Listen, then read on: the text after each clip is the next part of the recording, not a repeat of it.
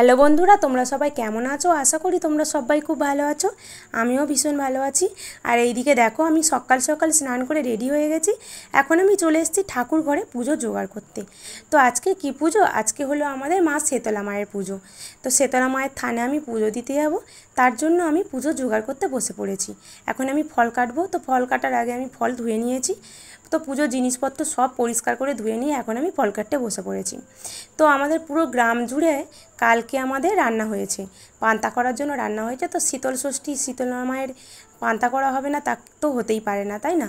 তো আমাদের আজকে পান্তা, আর দুপুরবেলা শীতলা মায়ের পুজো হবে। আজ কিন্তু শীতলা মায়ের পুজো তা কিন্তু নয়, দুপুরবেলা শীতলা মায়ের পুজো, আর সন্ধ্যাবেলা আমাদের পুরো গ্রাম মিলে দক্ষিণা কালী পুজো। তো সেই দক্ষিণা কালী পুজো সন্ধ্যাবেলা, আর দুপুরবেলা শীতলা মায়ের পুজো।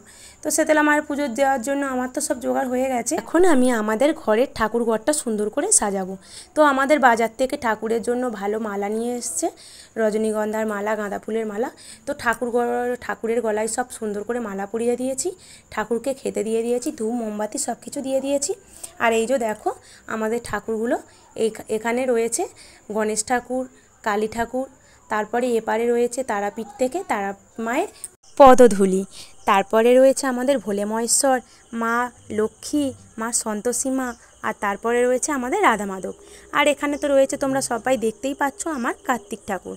দেখো আমি সবাইকে খুব সুন্দর করে সাজিয়ে নিয়েছি, মালা পরিয়ে দিয়েছি, আমি খেতেও দিয়ে দিয়েছি, ও ধূপ মোমবাতি দিয়ে পুজোও দিয়ে দিয়েছি। এখন আমার ঠাকুরঘরটা কীরকম লাগছে প্লিজ তোমরা কমেন্ট করে জানিও, আমার ছোট্ট ঠাকুরঘর। আর এইদিকে আমি দেখো বেরিয়ে পড়েছি, এখন আমি শীতলা মায়ের থানে যাব। তো আমাদের মায়ের থানটা খুব যে বড় তা নয়, তো তোমাদেরকে আমি দেখাবো, চলো।